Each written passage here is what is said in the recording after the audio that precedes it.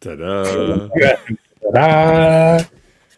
Hello, wonderful people. We are Marc and Robert Babbage. And Yes. we heartily welcome you to our special world Marotopia. Hello, everybody. Hello, world. Hello, world. And like always, in every episode of Marotopia, we have to ask each other, how are you? I'm fine. I'm very fine. Actually, I have really big hopes that this year will be magical. And how are Party you? like hell. So why? What do you Um, think? Actually, I had a like every year I have birthday on the 5th January, and I was doing a live stream with my son together, and we had really fun. And this was like, I don't know, like a really nice start. It gave me hope. So yeah, it and the number is amazing. 2022. It's we live in the Yep. future. Instead of 2020, we have 2022. That's already optimistic enough, I would say. Yes. Yeah, first of all, belated happy birthday because, as you know, I was completely offline for a while. No iPhone, no MacBook, no nothing, no Wi Fi, no nothing.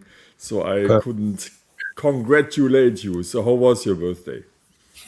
What did you do? Actually, yeah, my son was here for a week, and we did daddy son things. So we've been to cinema. We were walking, eating, doing talking mostly a lot about plans because he got 18. My son is now 18 as well. My little boy. He is now a man, and my daughter is 21. So both of my babies are grown up.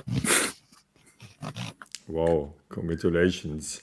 So, your son is 18. So, does it mean that we can one day expect Rob Asset versus Rob Asset Jr.? Very possible. He really he told me that for him Barbage is nice, but Rob Acid is nicer. So let's see. No, you know what it's about.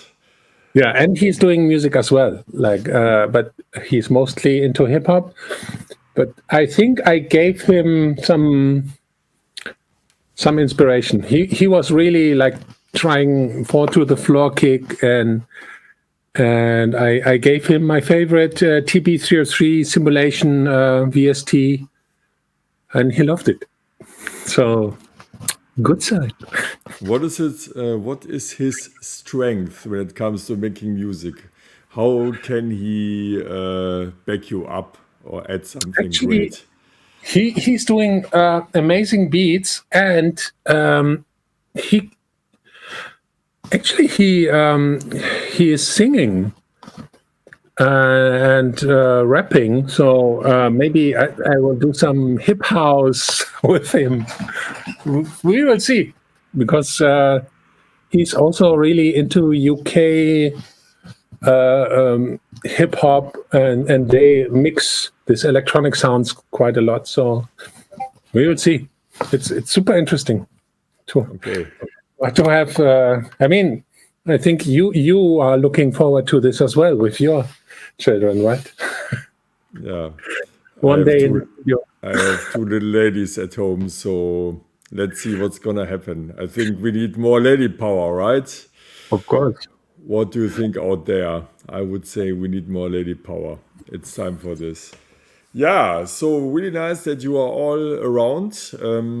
Marotopia is the world of Marc and Robert, and we came to this idea after Zoom call and phone call 269, where we said, okay, we are talking about so many things we find exciting, so that we want to share this with you out there, because we have no secrets. And yeah, the idea to do this also via Twitch and YouTube and also Facebook is to interact with you.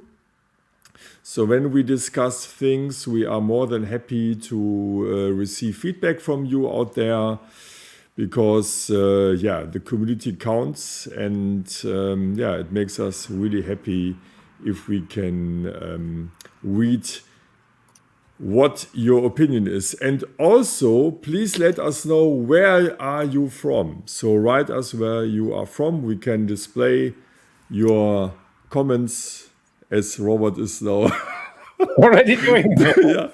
like this. So you need this joystick from Atari, where you can for Space Invaders, so that you can shoot the UFOs. Yeah. Did you had when you were a child? Did you had this Atari console with the modules? Oh my God, yes. Yeah, we talked about gaming as well, and and it was my most exciting Christmas ever. It was when I was 14.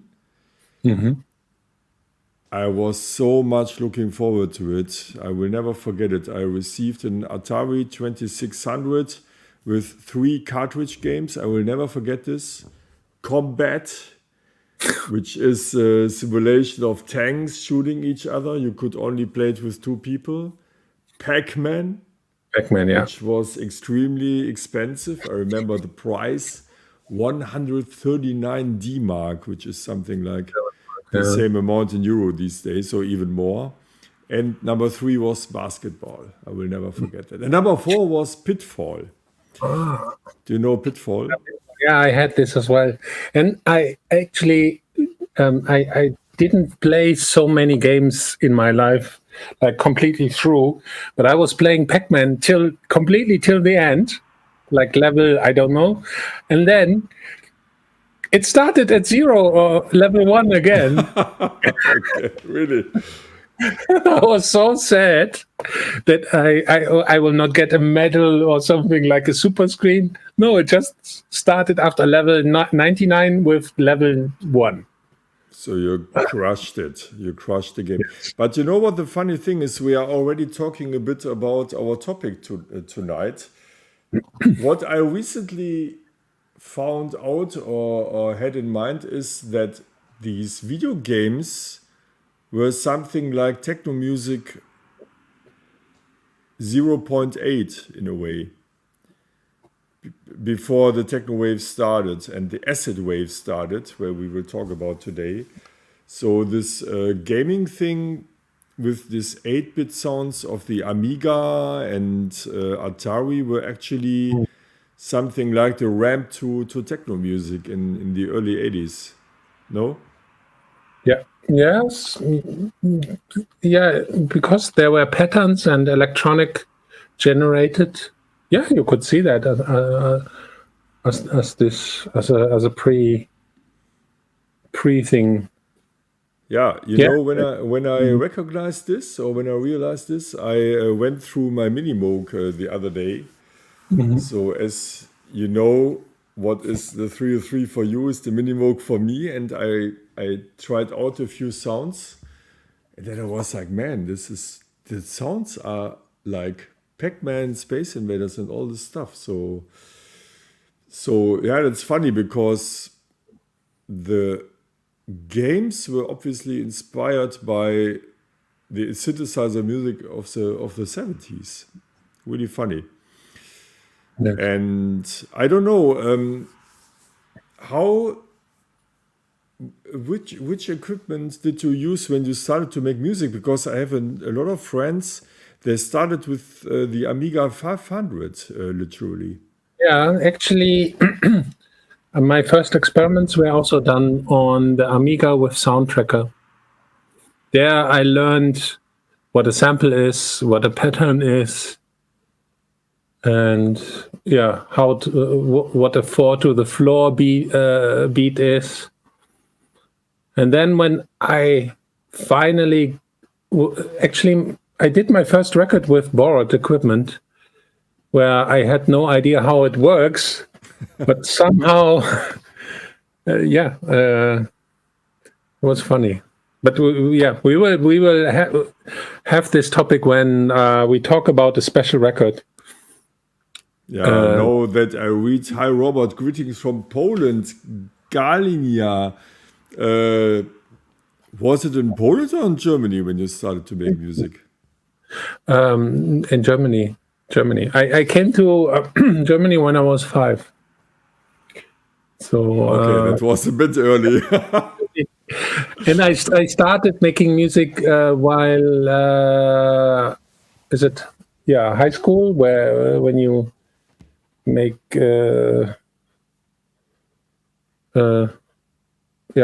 from the 12th or 11th class, I think. Okay, and then making music was more important than school. That's especially the last year when I really got into this music thing, and I completely knew this will be my life. Nobody believed me, and everybody said, you are crazy. I was just music. And I just finished school only for my parents, actually, not for me anymore. For me, and yes, I know how some stuff works. But in the end, good. I don't care so much. The only thing is, I love music still, like the first day. Yes, that's true. So today we have a very special topic for you. We want to talk about acid house, the phenomenon of acid house. We want to talk about Robert's alter ego Rob Acid and how everything began, because I just know a few things. I don't know the entire picture, so I'm really curious to ask you today. And number 3 is, tada, Robert will show us how to program the 303. And there are not so many videos on YouTube, let's say not so many really good videos on YouTube, how actually to program it, because it's something very unusual compared to nowadays, because the 303 is in a way a little computer, but you cannot at all compare it to a computer from nowadays.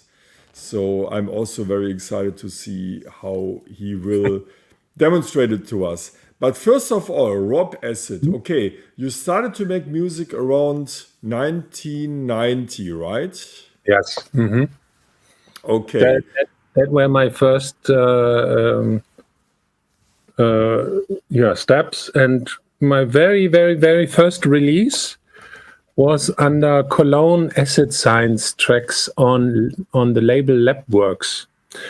At that time, there was this new label started called Labworks,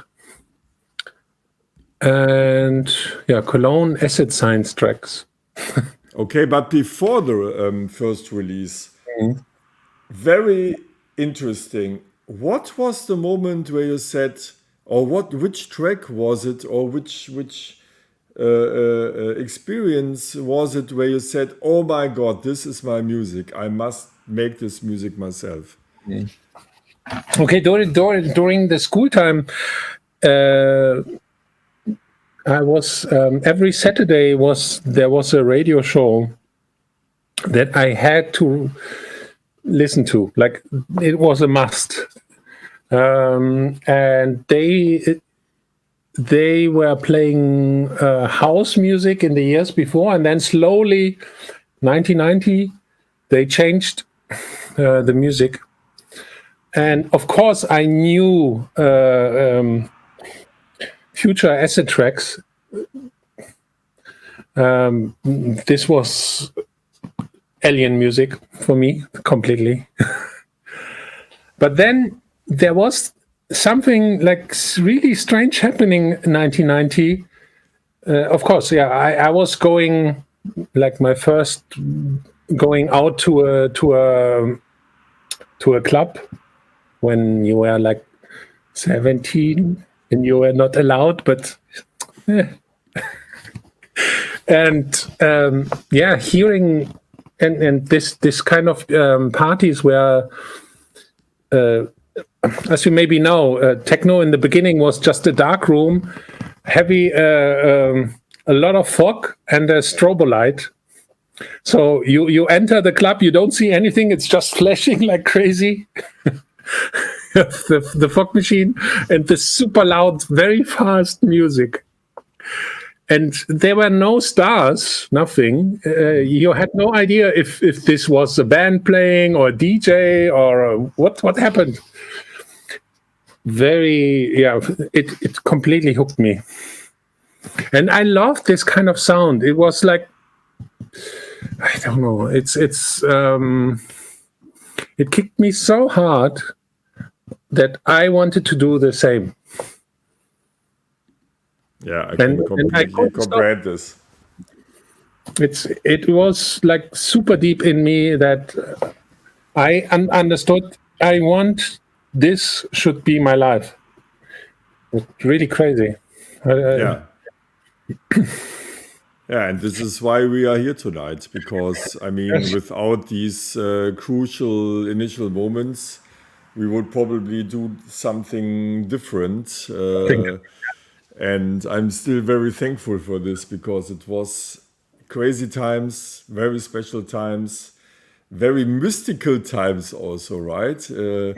Due to all the Facebooks and social media, the mystical touch disappeared a little bit, but you didn't know the artist, you just knew the record labels, the names, you didn't know a face. I mean, in '91, I bought records from Jeff Mills, DJ Pierre, and Richie Horton, and I didn't know how they were looking like. And now the faces are just one click away. So it's a spirit. That's a very good word. And I'm super happy that I could experience this. And what I found amazing was every weekend when, of course, you were living during the week, just you were waiting that the weekend starts again so you can go out. And you were listening to new sounds that you never heard before. Every week was something completely new. This was amazing. This amazing feeling when all these different styles started to evolve. Everything was really new. No rules were written yet. So really interesting. I see a comment here. Actually, do you know this record here from 1982? Really cool one. Yes. It's not Acid House, but still use the TB-303. Yeah, it's very important, very interesting that this comment is coming, because I mean, there is a lot of discussion about which acid track was the first one. And I also checked this on Wikipedia. I'm not sure whether this was actually the first acid track ever, because the TB-303, the machine, for those who don't know, which generated the sound, it was released in '82, and of course people used it in their productions. But the cultural way of using the TB-303 in a very hypnotical way, with the 4 to the floor kick drum, that was probably future acid tracks. Or maybe not, because I have this article for you. Okay. Yeah, for me it was definitely before it was house music, it was different. Oh, and of course the original TB was used in pop music, right? I mean, yeah, because I need my glasses. Acid house is a subgenre of house music developed around the mid of '80s by DJs from Chicago. Blah blah blah blah blah. TB-303, DJ Pierre of Future, and Sleazy D. Acid house soon became popular in the UK and Europe. Yeah, that's something we know, but Here it says one account ties it to Future's acid tracks. It was played by Ron Hardy at a nightclub. But yeah, there are also other stories. So yeah, very difficult to find it out these days which song was the first one. But for me personally, it was Future Acid Tracks. But that was the acid house wave, and then when you and me started to come into the scene, acid was already gone and then rediscovered.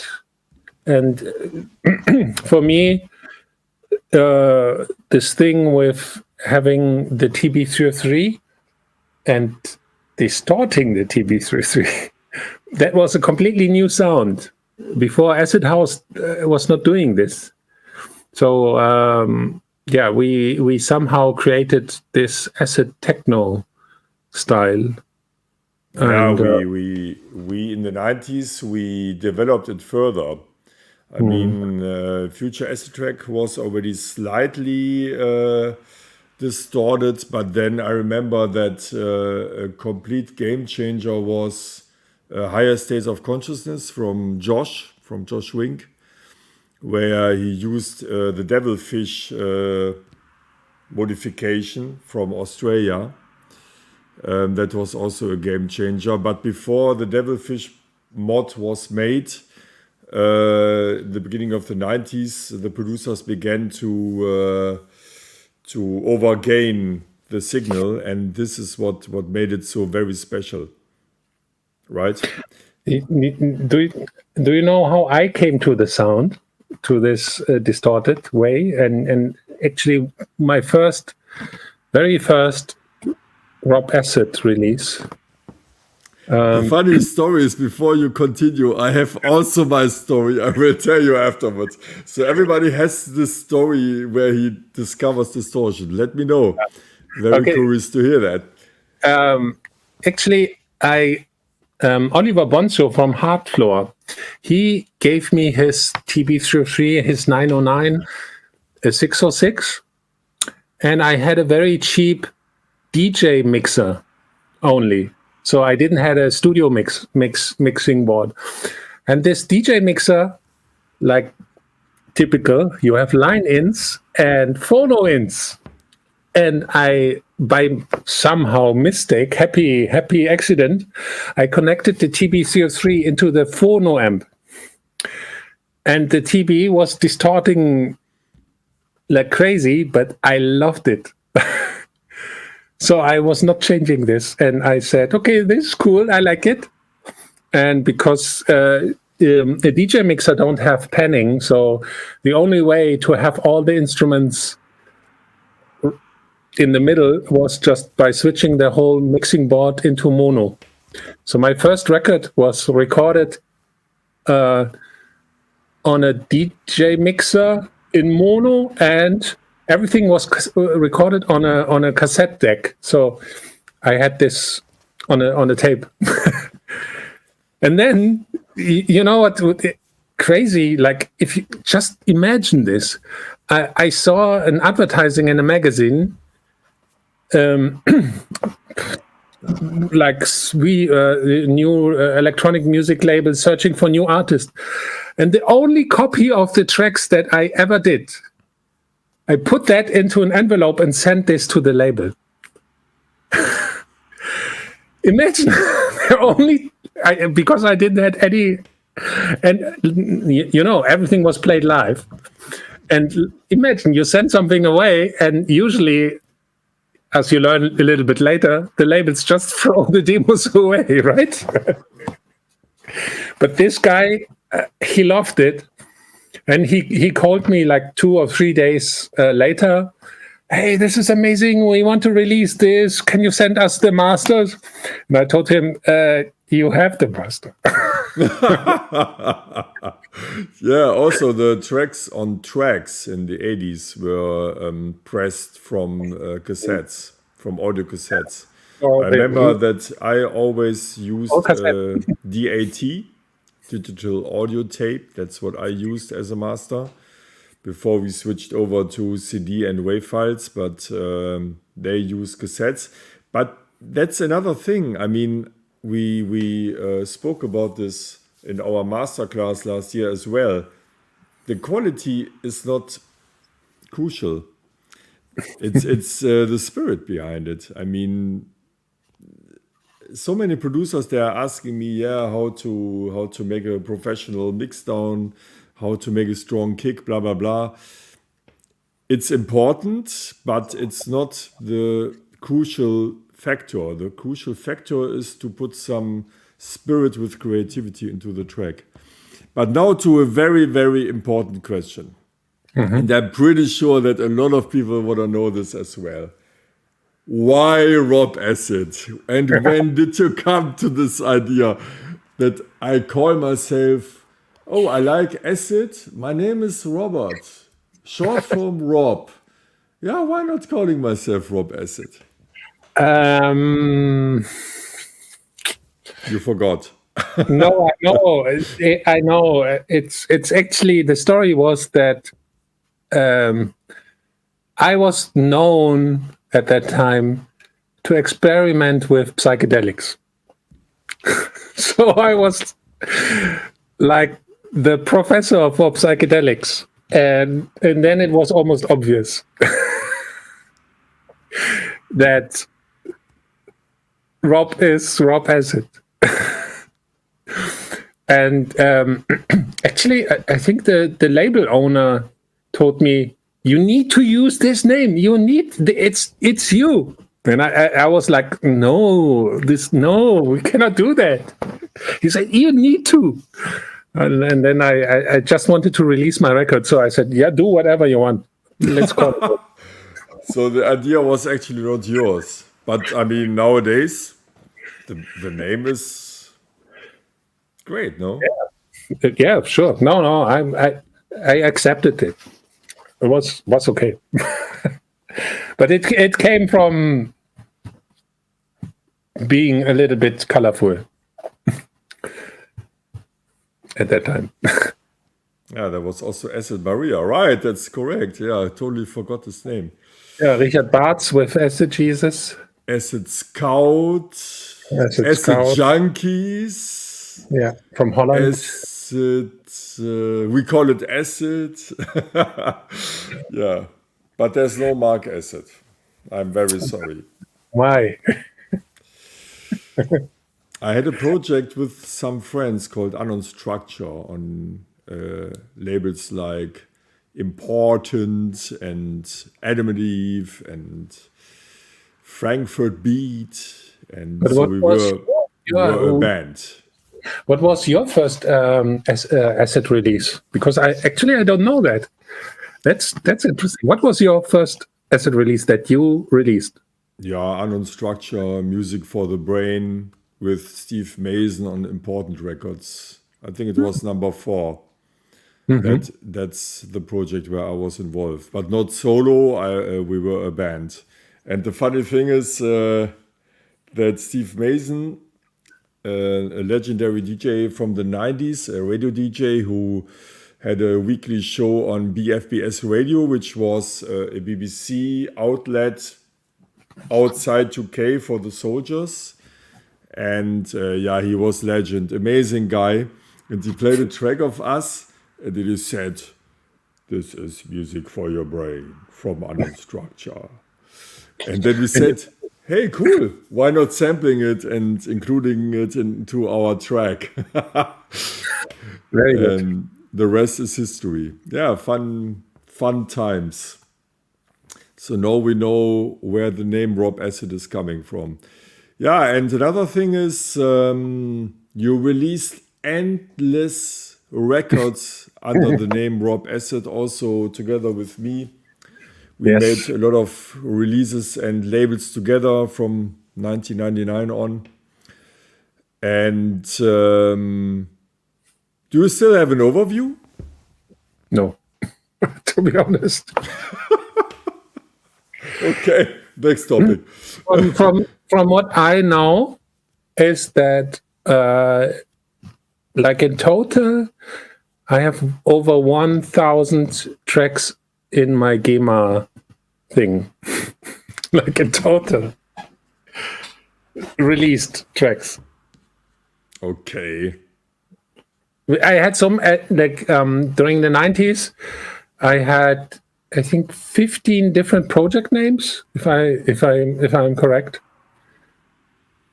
it's you can look it up on Discogs, and even Discogs don't have everything I did. I have even. Yeah, this is the point. We found this out at our briefing before the show, because there was a label called Nitro, run by our common friend Nikolai Käsmann, aka Nikolai on my first label, Le Petit Prince, and he released Pro 2, right? A very limited edition. And I think there was a flame on the label, right? Yeah, at that time, at that time, I had no idea about the music business. So at the same time, I released Happy Answer with the other guy, and then because I was meeting Nikolai at the Warehouse Club in Cologne, and I was playing. I think I even had a live act and playing this, and Nikolai came to me. Hey, this is amazing bass line. We need to, I want this. And I said, okay, I can come to you. And we recorded the track at his studio again under a different name. But at the same time, it was Happy Answer on London Records. Yeah. Yeah, the rest is history. Okay, so let's listen to some tones. You have prepared something for us where you show how to program the 303. And shall we start? And by the way, we will listen to some music afterwards, because we decided to include a little bit of music in our show. So after Rob's little live show, we will also listen to 2-3 Rob acid tracks I have chosen, and then you can tell us something about the tracks. Okay. So I hope the technology here works. You will see me. Okay, should work, I think.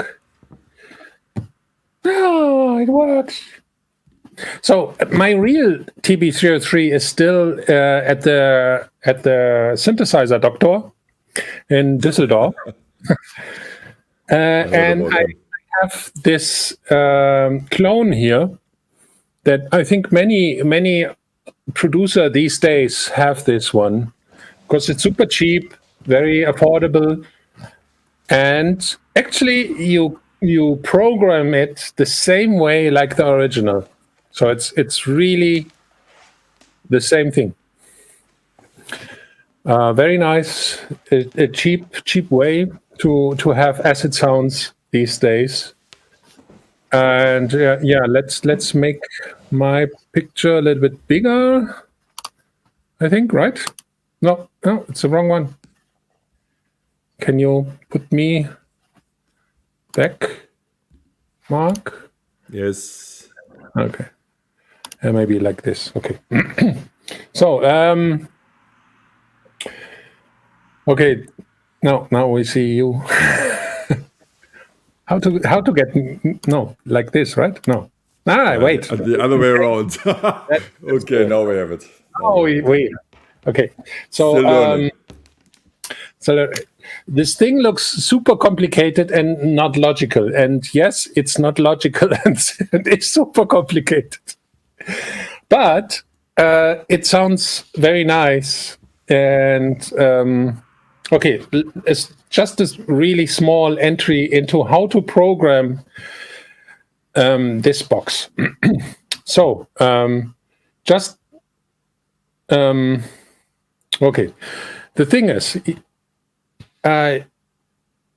here's like a very old school way of entering a sequence. And the way is that you have to enter the sequence in, you divide the sequence into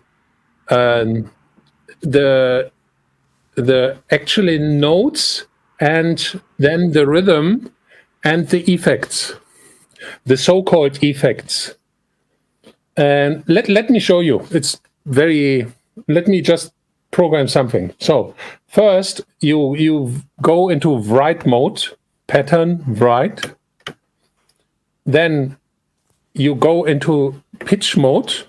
Now he is waiting for notes. So I can play.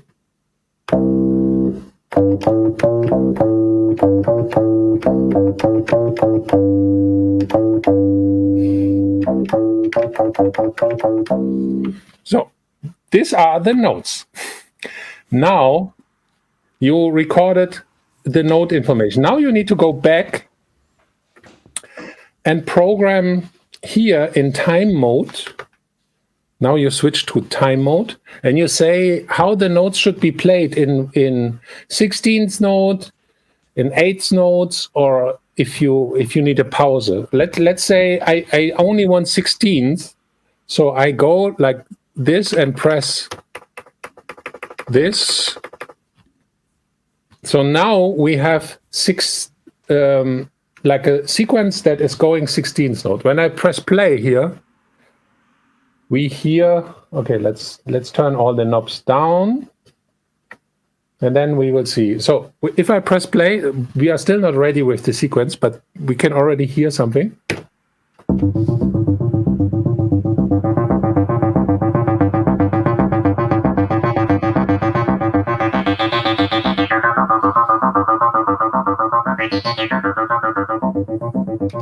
But for me, this what makes Rob Assets was always the use of this so-called effects, the accent and slide. So you go back into the pitch mode.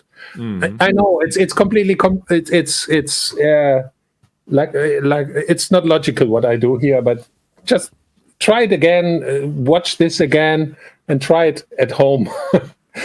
So wait, pitch mode, and now I can go through each note and say what will happen with the note. So the first one, I want an accent. Okay, and here it's very important that you keep your finger on the button, right?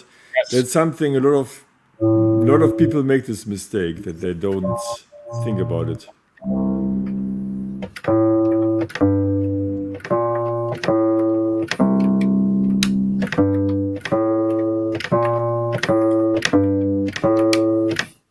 Okay, so. And I think this is already something very magical compared to when you make music on your computer, because in this box you are forced to focus on every tone of your sequence, right? Mm-hmm. So you cannot just paint something and then say, okay, this is the sequence. No matter what, you have to focus every single note, and then with every single note you have the option to add a special effect to it, accent and slide. Exactly. Yeah, and now when I press play, you hear how the sequence sounds really different.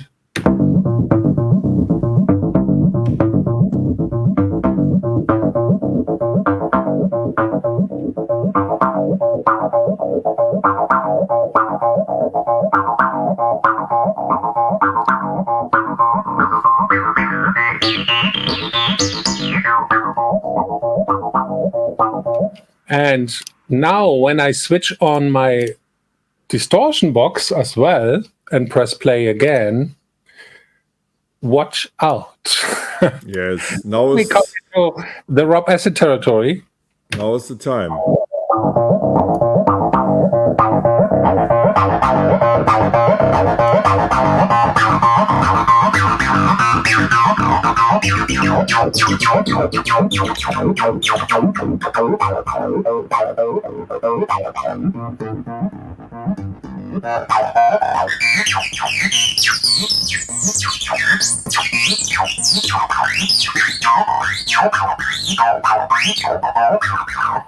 And the fun starts, right? Absolutely. And I'm just thinking about when these Japanese engineers built the box or created the box. I mean, the intention was not at all to do something like this. The intention was to make a pendant of the drum machine, because a lot of producers were using drum computers instead of drummers. And then the idea was, hey, why not making the same with a bass player, that you don't need a bass player anymore? And it completely failed. Nobody wanted this except this group from 1982. And then a few years later, through a totally different situation in Chicago, this machine became one of the most legendary music instruments in the world. Yeah, and it's really cool as soon as you put some effects on this, like more effects. Let me just play a little bit.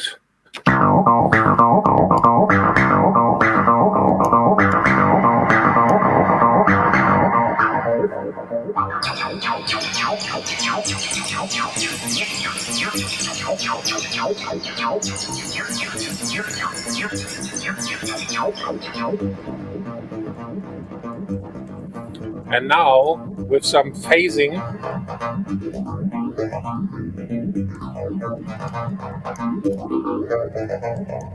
I love this so much.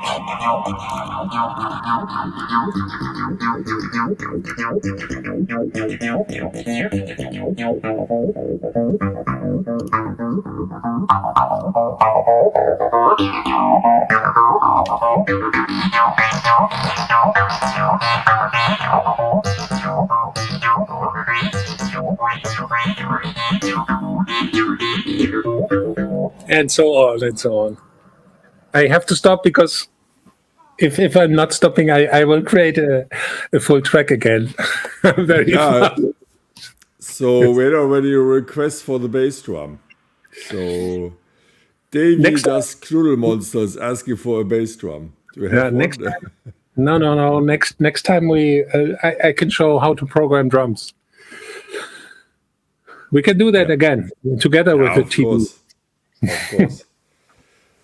So my story is, I listened to some acid tracks and I thought it was alien music, and then I was like, okay, I must make this music myself as well. And I asked a few musician friends, do you know something about the Roland TB303?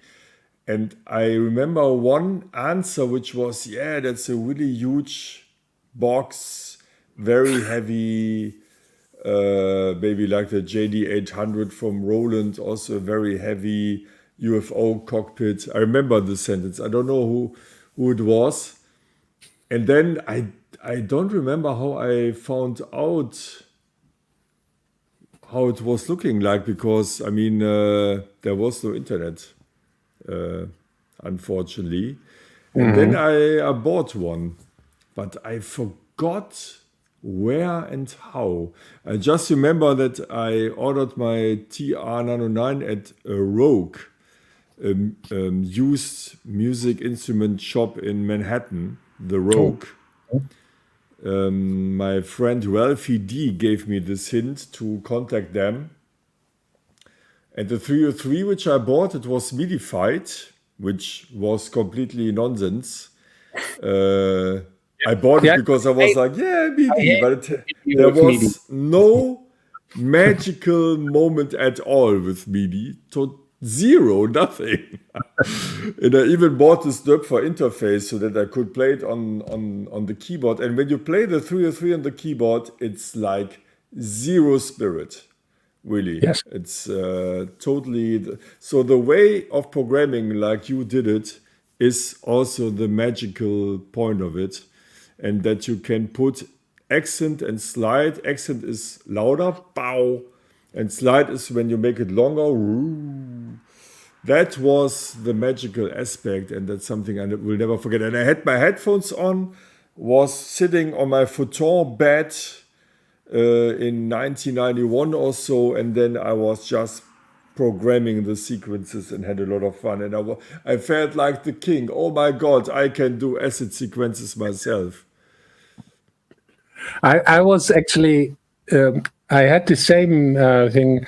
I thought when I heard Future Acid Tracks that this amazing sound is made by a gigantic synthesizer. When I found out it's just this little plastic box, I was really disappointed. Yeah, me too. Like a lunchbox. It's like a lunchbox. Yeah.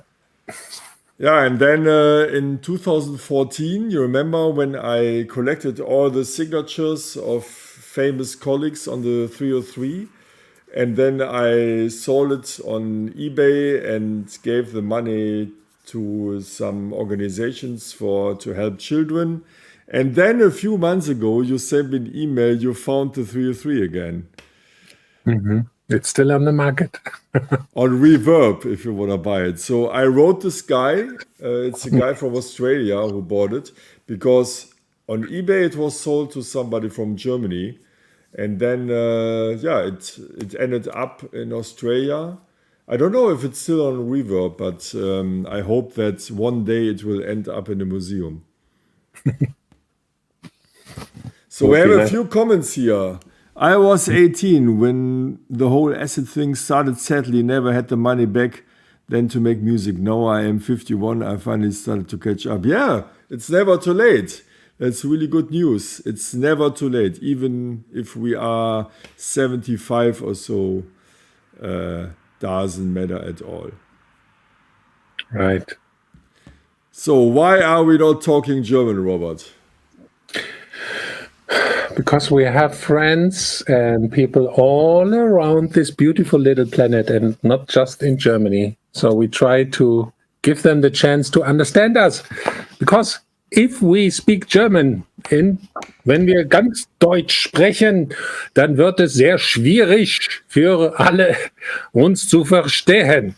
Yeah, so long story short, we want to reach everybody in the world. So English is universal language. And maybe and our English is super funny.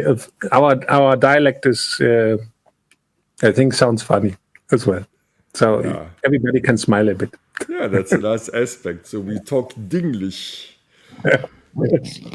So Babbage bass drums are the best. Yeah, Squallbobs is saying that, and he's right, because Squallbobs, you have no idea how many famous producers, I will not tell you the names because that would not be fair, but how many really famous, successful producers are using Robert's kick drums.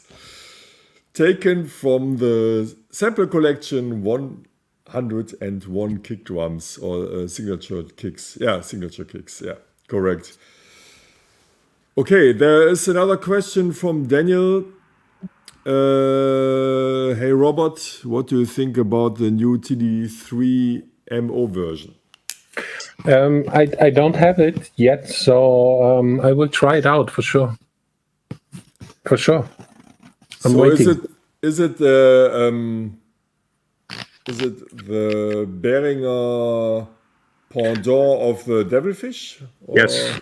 Yeah. And to be honest, I always hated the Devilfish because I thought this is like the TB sound almost raped. But these days, maybe I'm more open-minded. Back in the days, I was like very straightforward. I hated MIDI, so this was a no-go. Every mod was forbidden. The TB had to sound like a TB. These days, I'm okay with trying things. So it's okay. I must say I love it. I was like, I bought it after I gave the first one away. I bought it from a guy in New York. And I'm super happy that I have it because it gives you much more possibilities. And as I said, Wink, Higher States of Consciousness, is the best example what you can squeeze out of this machine. Hi to Josh.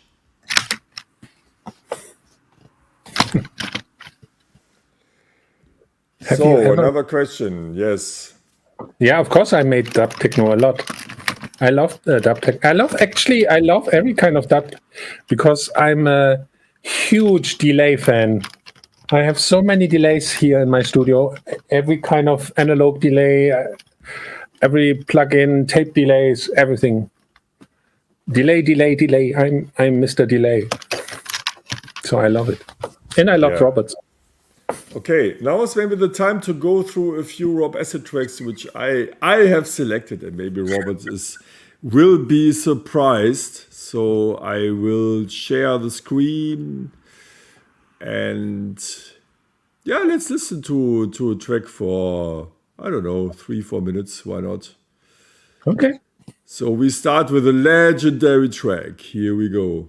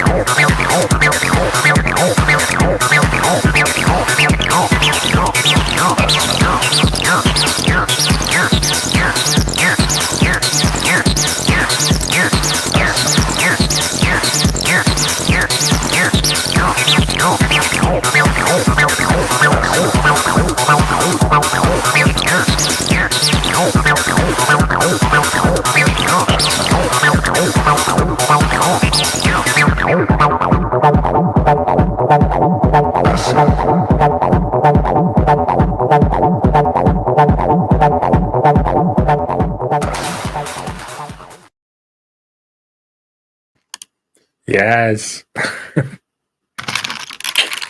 Crazy. Really. Wow. I mean, yeah, tell us something about this track. Do you remember when you made it? Yeah, I think I remember. I think I remember. Actually, after I made, I don't know what's the English equivalent of Abitur, I had to go at that time in Germany. When you finished school, you had the choice to go to military or do something social. And I said, I don't want to learn to use weapons, and I don't want to kill people. So I was going to work in a hospital for almost 1.5 years.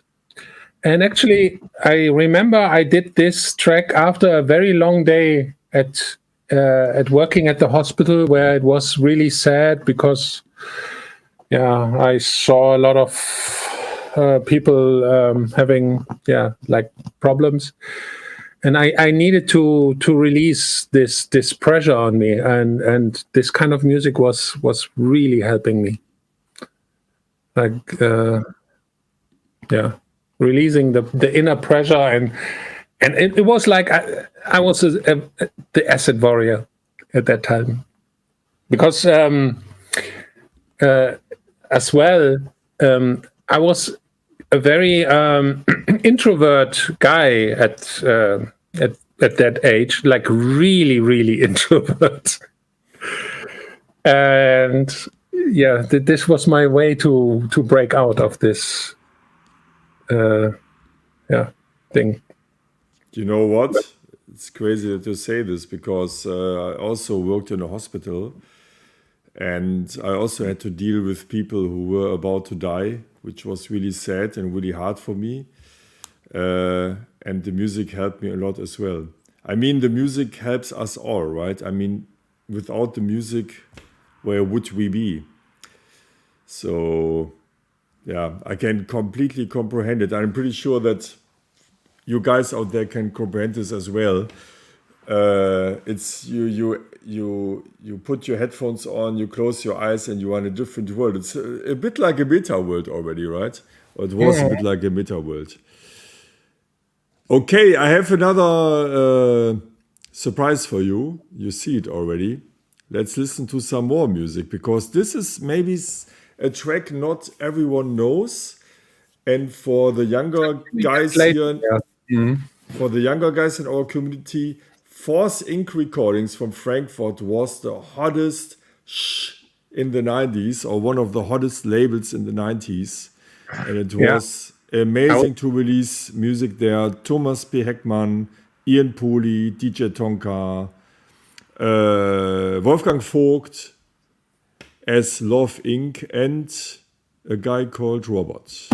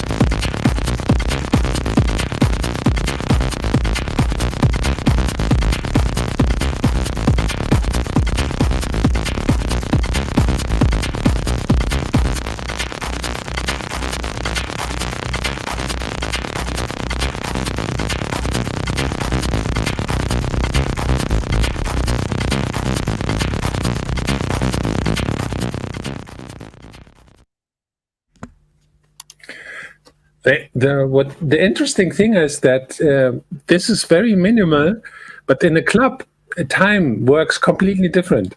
Something that maybe at home feels like okay, 5 minute one sequence, but in the club it feels completely different. Somebody has written here, Sims Deep Art is writing, unfortunately, there's not happening so much in this track. And this is not true. Because what Robert said, there are little slightly changes.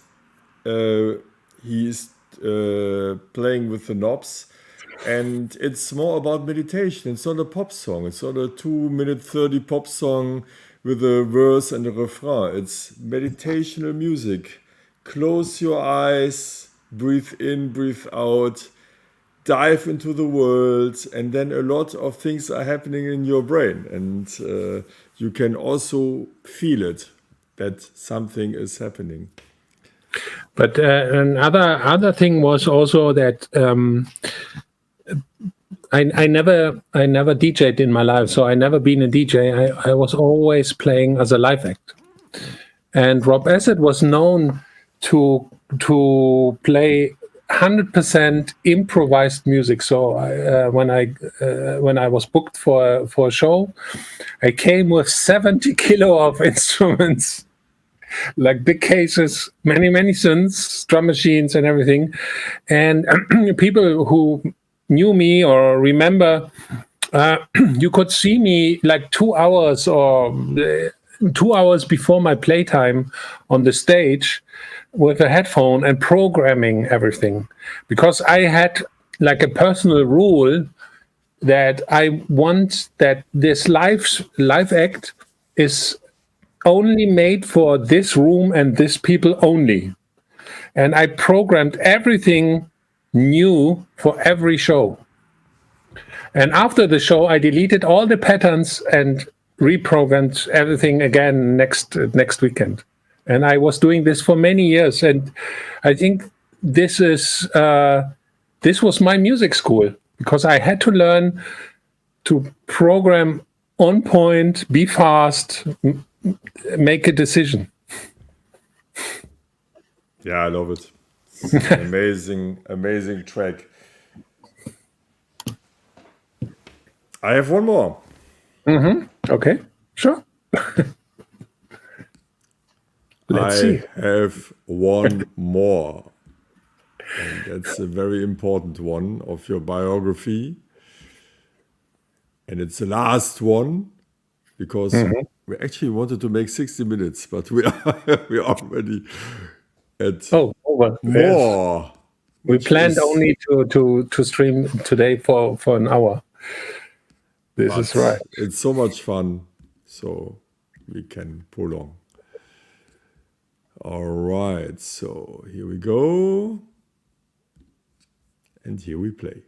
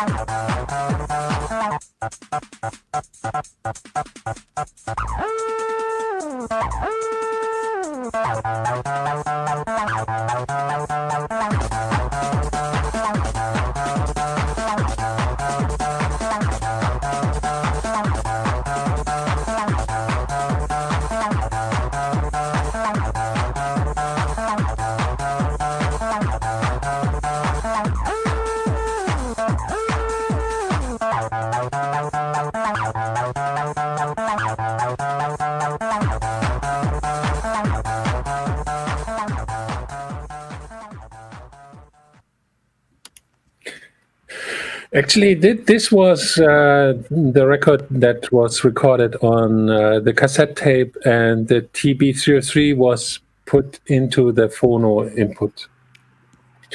And what I like about this, it's a stupid melody. It's so naive. It's wonderful. It's I like love it. it's like everything is allowed. I love it. I love it. I mean, it's a completely different way of playing acid, and it's also with a twinkling eye. And somebody wrote wedding wedding acid or wedding techno. I forgot it already. Uh, I had some really weird moments with this record. I had the original Nitro pressing, and I also had the pressing with this a cappella version because there's an a cappella It's of this track. Who was it? Who sang it? Yeah, that was the label owner back then. We were totally drunk and had fun. It was we're recording. We're using a headphone into the microphone preamp and just singing. Yeah, it was funny. That's the good thing, you know. The music was completely free. We were feeling like free. Nothing was like these days when we have this business techno and when everything has clear rules and the kick drum has to sound like this and we need this break and that and the drop and blah blah. Back then we were just making music and having fun. Yeah, what a privilege. I mean, I'm so happy that I'm part of this time. And hey, producers out there, try more. Have more courage and do something which is out of the box because yeah, too many tracks are sounding like the same and it's really boring sometimes. I mean, there is still amazing music out there, but for me personally, it's much more difficult to find great tracks because lots of tracks sound like the same. And there is still a lot of innovation, but yeah, I think that it could be more because if you do something which sounds like the rest, how can you stand out, right? Right. But Mark,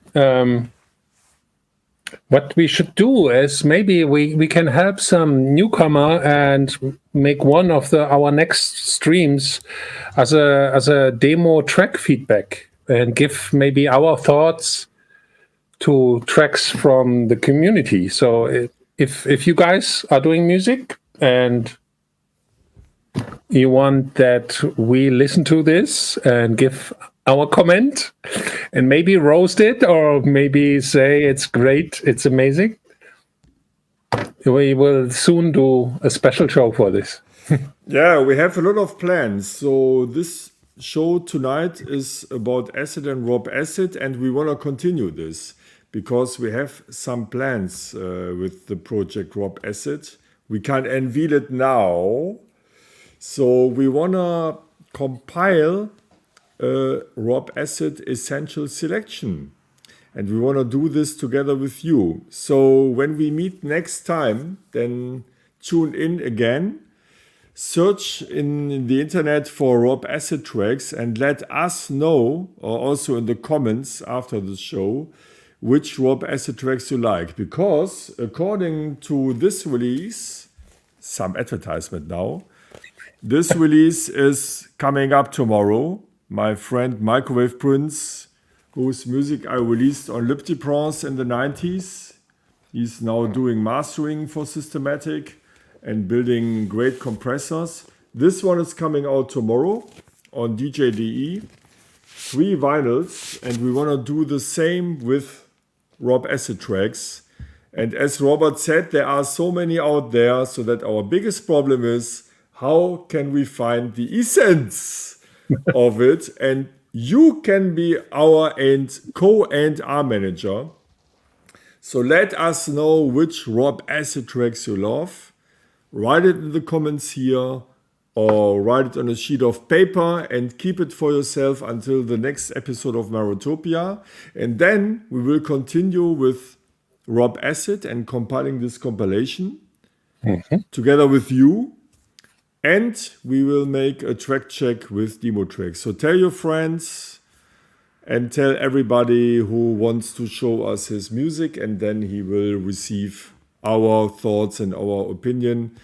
And really looking forward to it, because we did it already last year during a masterclass, and it was very, very interesting and also surprising. You remember this session? There were a few tracks where we said, wow, this is really innovative, and continue with it. And somebody wrote, today it's far more difficult to enter the business. We have to be very professional. Robert, what is your answer to this comment? True, but at the same time, you should be different. Different in a good way. But how, do your own thing. And if people can feel if music is honest, it's, I think so. I hope so. Just do whatever you love, and people will come. Yeah, I would even disagree, because back in the days, you needed to know a person who was running a record label and which was ready to invest money into the vinyl production.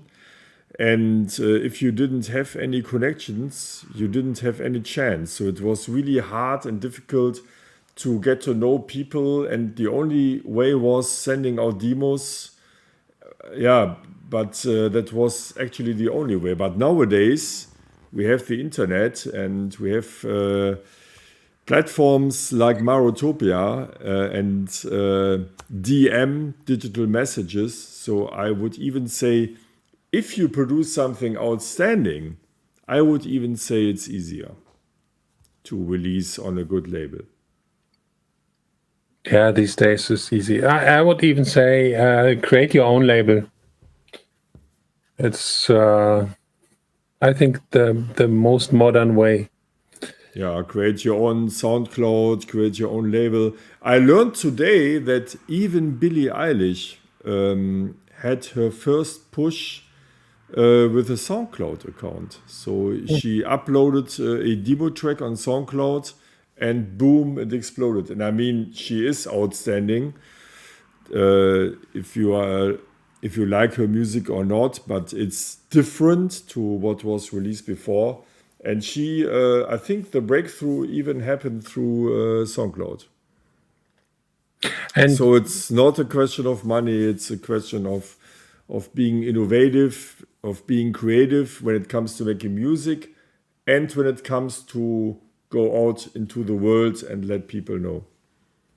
And there's a small little side comment. My first label that I did was Junk Food Records. And at that time, I was doing so much music that all the artists were just me. So all the different artist releases, every of these artists were just myself, because I was doing so much music and I wanted to release everything. And I don't want to wait for other labels to answer me. Back in the days, there was no internet. You could not send an email. It took weeks or months till you got an answer. So I thought an own label is best, and just have as many names as possible and release and make music.